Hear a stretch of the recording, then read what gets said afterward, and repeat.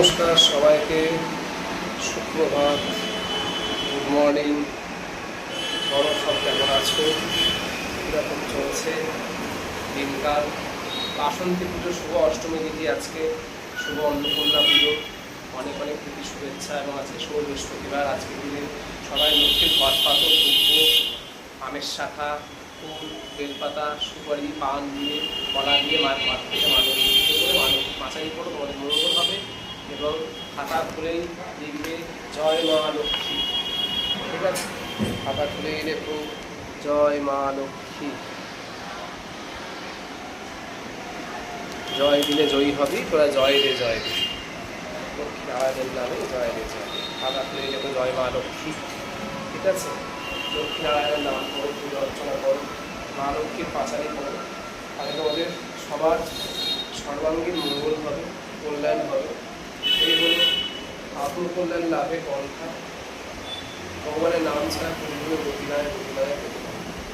এবং আজকে অন্নপূর্ণা পুজোতে সবাই মা অন্নপূর্ণার পুজো করো। অন্নপূর্ণে সদা পুণ্যে শঙ্কর প্রাণ বল্লভে জ্ঞান বৈরাগ্য সিদ্ধার্থ ভিক্ষাং দেহি চ পার্বতী। হে মা অন্নপূর্ণা, তুমি জ্ঞান, বৈরাগ্য আর সিদ্ধি এই ভিক্ষা দাও। জাগতিক পার্থিব সুখ স্বাচ্ছন্দ্য, খাওয়া দাওয়া, ঐশ্বর্য এইসব নয়। অন্নপূর্ণার সন্তানরা না খেয়ে মরে না, খাওয়া দাওয়াটা আমরা সারা জীবন তার কাছ থেকে পাবোই। কে আমাদের না খাইয়ে রাখবেন না। ঠিক আছে, কিন্তু অন্যের অপমান করলে, অন্যকে বিমুখ হলে তখন কিন্তু মা তখন তাকে শাস্তি দেয়। মহাদেবকেও ছাড়েননি।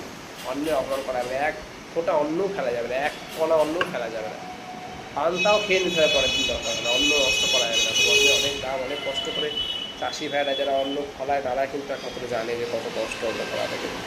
অতএব অন্ন কিন্তু নষ্ট করা যাবে না। অন্যের কদর করতে হবে, অন্যের সম্মান করতে হবে। ঠিক আছে, অতিরিক্ত গরমে আর ঘরে এসে এই জল দিয়ে এসে বসতাম।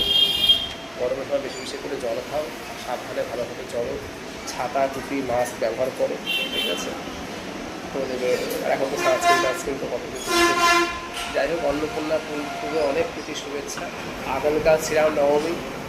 সনাতন ধর্মাবলম্বী আহামর সমস্ত ভারতবাসীদের কাছে খুব আনন্দের দিন। কালকে সবাই মিলে আমরা রামনবমী পালন করবো, রামলাল্লার জন্মদিন পালন করবো। মিছিল হবে, মিটিং হবে, নানা রকম ধর্মসভা, আলোচনা, পদযাত্রা, পরিক্রমা, নব সংকীর্তন বেরোবে। রামনবমী উপলক্ষে সবাই সেখানে অংশগ্রহণ করবো। রামায়ণ কথা পাঠ, রামচরিত মানস পাঠ, রামজন্ম কথা পাঠ।